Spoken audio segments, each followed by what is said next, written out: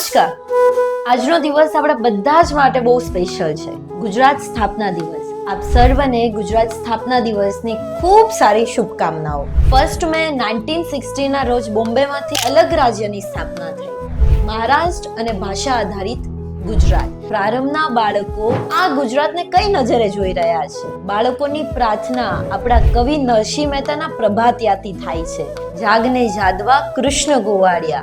ત્યારબાદ આપણા સુરતના કવિ એવા કવિ નર્મદ શું કહે છે? જય જય ગરવી ગુજરાત, દીપે હરણું પ્રભાત. તો અમારા બાળકો શું કહે છે? સાંભળવું છે તમારે? તો ચાલો સાંભળીએ.